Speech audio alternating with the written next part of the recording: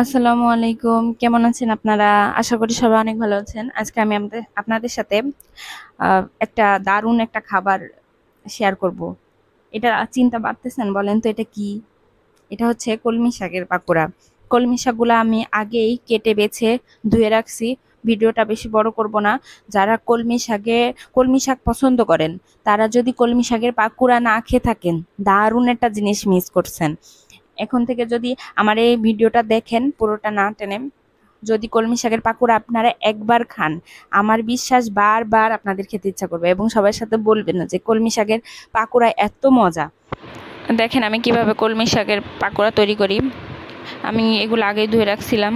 এগুলো এখন আমি বটি দিয়ে ছোট ছোট করে কাটবো। আপনারা বটি বা ছুরি যেভাবে অভ্যস্ত সেভাবেই কেটে নিতে পারেন। আমি সাথে একটা আলু দিব। আলুটা যত পারেন মানে যতটা সম্ভব ছোট করে বা চিকুন করে কাটবেন।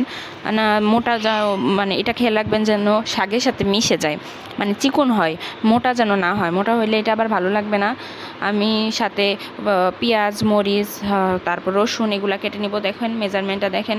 আমি এখানে একটা মাঝারি সাইজের একটা আলু দিয়েছি, মরিচ কুচি কিছুটা, পেঁয়াজ এত বেশি দেওয়া লাগবে না, রসুন, আর আমি এখানে 1.5 কাপ পরিমাণ ময়দা নিছি। পেঁয়াজ রসুন এত বেশি অনেক বেশি দেওয়া লাগবে না। আমি এখানে মাঝারি ধরনের 3টা পেঁয়াজ নিছি।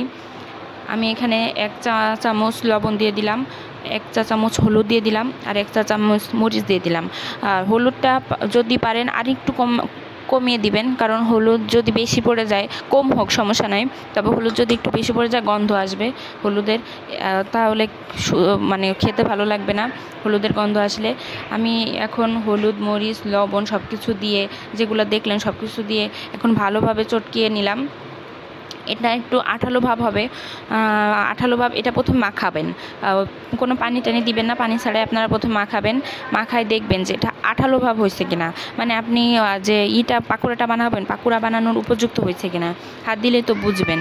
যদি মনে হয় না আর একটু ঘন হয়ে গেছে, একটু পাতলা লাগবে, তাহলে 1 চা চামচ পানি, 1 কাপ না 1 চা চামচ পানি দিয়ে একটু নরম করে নেবেন। এখন আমি চুলায় প্যানটা দিয়ে দিলাম এবং ওয়েট করব যাতে কড়াইটা শুকায় যায়। শুকায় গেলে আমি এর মধ্যে একটু তেল দিয়ে দিব। একটু তেল খুব বেশি দেওয়া লাগবে না, কারণ এটা ডোবার তেলে ভাজা লাগবে না, কম তেল দিলেই হবে।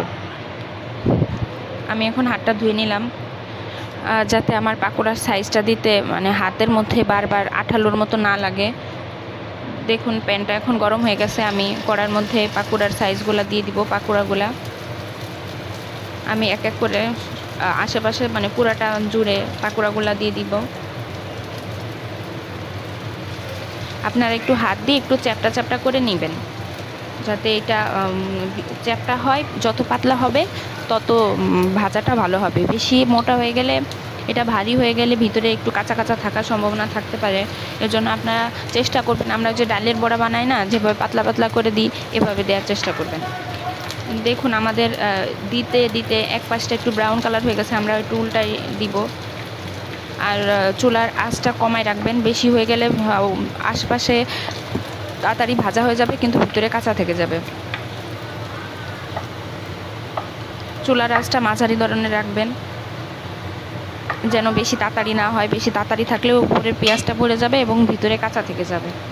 দেখুন আমি উল্টাই দিলাম, আর কিছুটা জায়গা ফাঁকা আছে, এখানে ফাঁকা রেখে লাভ নাই। এখানে আমি বাকি পাকুড়াগুলো দিয়ে দিই।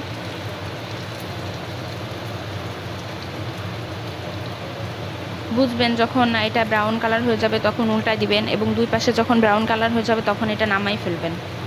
আমি বাকিটা জায়গাও দিয়ে দিলাম।